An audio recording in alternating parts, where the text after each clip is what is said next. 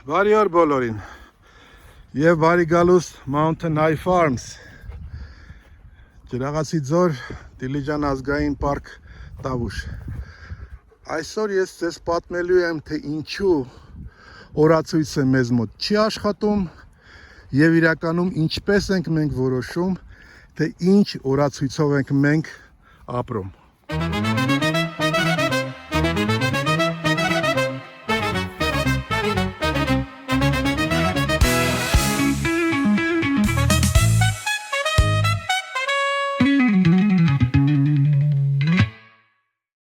Ողջույն Սա մեր սև անգուսների մայրամանկական խումբն է Լեդի Եվ այսօր 2026 թվականի հուլիսի 18-ն է Բայց երբ նայում ենք մեր էկոհամակարգին խոնավություն, թացխոտ, մշուշ Ցածր ամպեր բնական հարց է առաջանում մենք հաստատ հուլիսում ենք թե գտնվում ենք հունիսի սկզբին միգուցե նաև գարնան վերջին այս հարցին աչքաչափով չի կարելի պատասխանել կանաչ խոտը կարող է խաբել անձրևոտ 2 օրը առավել ևս Այդ պատճառով մենք վերլուծում ենք մեր եղանակային կայանի ամբողջ տվյալները մարտի 1-ից մինչև հուլիսի 19 եւ պատասխանը միաժամանակ դառնում է եւ պարզ եւ մի փոքր հակասական Ջերմաստիճանի բացարձակ նորմայով կարծես թե մենք հուլիսում ենք Սակայն GDD, այսինքն աճի աստիճանի օրերի քանակի առումով Դեռ հուլիսի առաջի 10-օրյակում ենք Իսկ խոնավությամբ ավելի շատ դեպի գարնան վերջում Ինչքանով են մեր տվյալները վստահելի շատ պարզ է Մեր կայանը գտնվում է մոտ 1900 մետր բարձրության վրա Այն գեներացրել է շուրջ 39923 տվյալ մարտի 1-ից մինչև հիմա 140 օրվա ընթացքում Տվյալները թարմացվել են համակարգի կողմից ամեն 5 րոպեն մեկ եւ սա արդեն պատահական դիտարկում չէ այլ բավական ամուր հիմք սեզոնը գնահատելու համար Մենք հուլիսում չենք մենք գտնվում ենք հունիսի սկզբում այս պահին Մեր բարձրությունը շատ կարեւոր է Մերը միակ եղանակային կայանն է որ տեղադրված է 1900 մետր բարձրության վրա Դիլիջան ազգային պարկի սրտում Իդեպ մենք հայնրանացրել ենք մեր կայանը այն բաց է այն հետազոտողների համար ովքեր կարող են միանալ մեր կայանին եւ տվյալները ստանան Մենք նաեւ կիսում ենք մեր տվյալները երկու խոշոր համաշխարհային բազաների հետ որպեսզի ճշգրտվի եղանակային կանխատեսումը ինչքան որ հնարավոր է Դիլիջան քաղաքի համար սակայն եղանակային կայանների կողմից հրապարակված յուրաքանչյուր միջին թիվ չենք կարող ուղղակի տեղափոխել մեր բարձրության վրա եւ համարել միջին նորմա Քաղաքում հուլիսյան շոկը եւ գրեթե 1900 մետր բարձրության բաց տարածքի հուլիսը նույն կլիման չեն Ուստի համեմատության համար ընտրել ենք այն երկարաժամկետ շարքը որի ջերմաստիճաններն ավելի մոտ են մեր կայանի պայմաններին ըստ բարձրության եւ միջավայրերի Այդ տվյալները հրապարակայնացվում են տարբեր այլ կայանների կողմից որոնք Հայաստանում չեն Հիմա ինչ է ասում մեզ ջերմաստիճանային ցուցիչը Ամիսների ընթացքը շատ հստակ է Մարտի վերջին ջերմաստիճանը եղել է նորմայից կես աստիճան ցածր Ապրիլյան միջինը եղել է 3.8 Մայիսյան միջինը 8.6 Հունիսինը 12.4 Իսկ հուլիսի առաջին 18-19 օրերը եղել է 19.3 աստիճան տաքություն միջինը Սակայն հուլիսի երկարաժամկետ միջինը, այսինքն նորման, մոտ 16.1 աստիճան է Մեր ցուցանիշը դրանից ցածր է ընդամենը 0.8 աստիճանով։ Ավելին, վերջին 7 օրերի միջինը եղել է 16 աստիճան, գրեթե ճշգրիտ հուլիսյան նորմային։ Հունիսին միջին ցերեկային առավելագույնը մեզ մոտ 19.8 է, նորման 19.9։ Միջին գիշերային նվազագույնը մեր մոտ 12.1 է, նորման 12.3։ Այս թվերից հետո ջերմաստիճանով դեռ հունիս է, ասել չենք կարող։ Ջերմաստիճանը հստակ ասում է, որ մենք հուլիսում ենք։ Այո, ամբողջ սեզոնը փոքր-ինչ զով է անցել։ Հունիսը նորմայից մոտ 1.1 աստիճան ցածր էր։ Իսկ կուտակված ջերմությամբ հաշվարկով բույսերի զարգացումը հետ է ընկել մոտ 15 օրով։ Բայց 15 օր ուշանալը մեկ ամիս ուշանալ չէ։ Հուլիսի 18-ի արոտը կարող է իրեն պահել հուլիսի 8-ի պես, բայց ոչ հունիսի կամ մայիսի պես։ Լավ, այդ դեպքում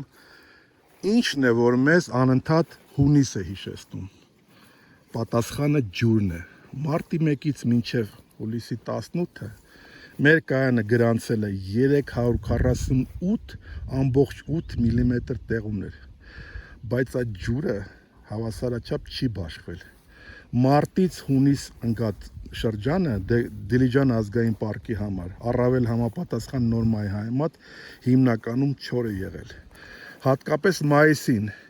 մոտ 75%-ով պակաս տեղումներ է եկել։ Հունիսը փոքրիչ բարելավել է վիճակը, բայց նույնպես մնացել է նորմայից ցածր։ Հուլիսին իրավիճակը կտրուկ շրջվել է։ Միայն առաջի 18 օրերին տեղացել է 84.3 մմ անձրև։ Դա ամբողջ հուլիս ամսվա նորմայի մոտ 72%-ն է եւ առաջին 18 օրերի համար հաշվարկված նորմայից մոտ 24%-ով ավել։ Եթե տեղումները շարունակվեն նույն արագությամբ, հուլիսը կփակվի մոտ 145 մմ-ով, որը նորմայից բարձր է մոտ 40%-ով։ Սակայն այստեղ մի կարևոր մանրուք կա։ Հուլիսի 6-ին եւ 8-ին միասին տեղացել է 50.7 մմ անսվա, մինչ այդ ամբողջ անձրևի շուրջ 60%-ը։ Այսինքն, մենք պարզապես շատ անձրև չենք ստացել։ Ջրի մեծ մասը ստացել ենք ուժեղ, կարճատև ալիքներով, իսկ դա բարձրացրել է խոնավության մակարդակը, որը եւ ազդել է այդ եղանակի դրական տեղաշարժի վրա։ Այսինքն, խոնավությունը հիմնական գլխավոր տարբերությունն է։ Հուլիսի միջին հարաբերական խոնավությունը հասել է մինչև 87%-ի, մինչդեռ համապատասխան նորման մոտ 79%-ը։ Այսինքն, միջինում մոտ 8%-ով բարձր է։ Վերջին 7 օրերին այն եղել ավելի քան 89%, այսինքն արդեն 10% բարձր։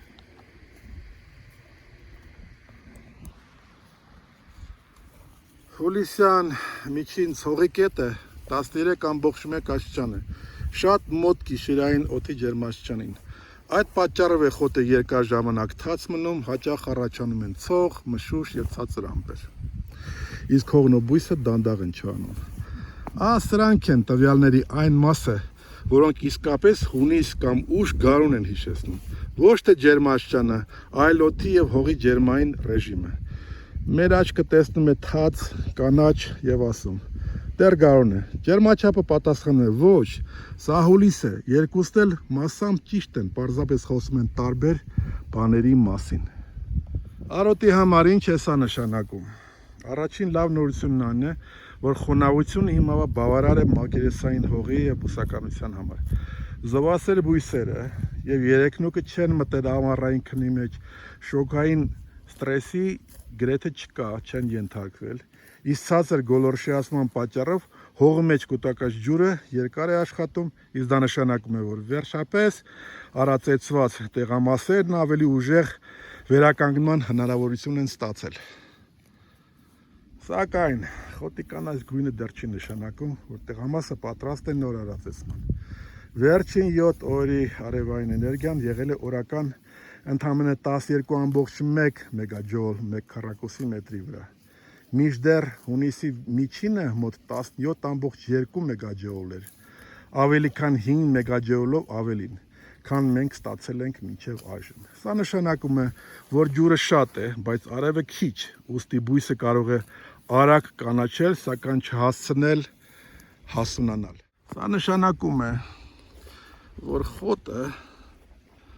չի կարող նույն արագությամբ կուտակել չոր նյութ եւ ամբողջությամբ վերականգնել արմատային համակարգը։ Այսինքն ջրային կամ արևային տեսանկյունից մենք ունենք բույսի աճի տեմպի գարնանային, այլ ոչ թե ամառային արագություն։ Այդ պատճառով արածեցման որոշումները պետք է ընդունել ոչ միայն խոտի բարձրության կամ կանաչ տեսքի հիման վրա, այլ տերևների աճի փուլի հիման վրա, նախորդ արածեցումից անցած հանգստի ժամանակի հիման վրա եւ հողի ամրության վիճակի հիման վրա։ Թաց խոտը նաեւ պարունակում է ավելի քիչ չոր նյութ 1 կիլոգրամում, հետեւաբար կենդանին կարող է թվացial առատ խոտի մեջ չստանալ սպասված չորնուցը։ Միաժամանակ սակայն սա նշանակում է, որ խոտի մեջ պարունակվող սպիտակուցի առումով հիմա գարուն է։ Սպիտակուցը խոտի մեջ բարձր է, որովհետև չորնյութի պարունակությունն է ցածր։ Սա կենդանիների քաշաճերի տեսակետից լավ նորություն է։ Եվ իսկապես այն պարարտանյութը, որ դուրս է գալիս այս կենդանիների միջից իրավիճակից կարելի է դիտարկել, որ կենդանիները ընդամենը չեն հասցնում յուրացնել այն սպիտակուցը, որը իրենք ստանում են արոտից։ Սա միանշանակ լավ է։ Հիմա եկեք անենք առաջնային եզրակացություններ։ Հիմա մենք որ սեզոնում ենք։ Պատասխանը 3 մասից է բաղկացած՝ ջերմաստիճանով, հուլիս։ Բույսերի զարգացմամբ մի փոքր ուշացած հուլիս, ընդամենը 15 օր հետ։ Բայց մեզ համար ամենակարևոր պայմաններ հանդիսացող անձրևով խոնավությամբ եւ արևի ուժ գնությամբ հունիսի սկզբում ենք կամ ուժ գարնան մեջ։ Եվ հենց այստեղ է, որ եղանակային կայանը դադարում է պարզապես հետաքրքիր սարք լինելուց։ Այն օգնում է տարբերել այն, ինչը աչքով մենք չենք տեսնում։ Սակայն չենք կարողանում նաև չափել աչքով, բայց կայանի առկայության եւ տվյալների միջոցով չափել կարող ենք։ Այս պահին ջուրը մեր ամենալավ կողմն է, բայց արոտավարման ճիշտ որոշումը պետք է հաշվի առնի նաև արևը, հողի ամրությունը, բույսի տերևային փուլը եւ վերականգնման ժամանակը, որովհետեւ լավ արոտավարությունը սկսվում է ոչ թե օրացույցից, այլ տվյալը ճիշտ կարդալուց։ Դե վիզուալ դիտարկումը ասում է, կենդանիները լավ վիճակում են։ Իմիջիայլոց նրանք սպասում են անասնաբուժական միջոցառմանը, որը տեղի կունենա վաղը, որի մասին նաև կհայտնենք, իհարկե։ Ես խնդրում եմ, ուղղակի խնդրում եմ բոլորիդ, բաժանորդագրվեք մեր ալիքին։ Սեղմեք այդ կոճակը, դա այնքան հեշտ է, իսկ մեր համար շատ կարևոր է։ Խնդրում եմ նաև հավանեք եւ տարածեք մեր տեսանյութերը։ Lady me։ Խնդրում եմ նաև այցելեք մեր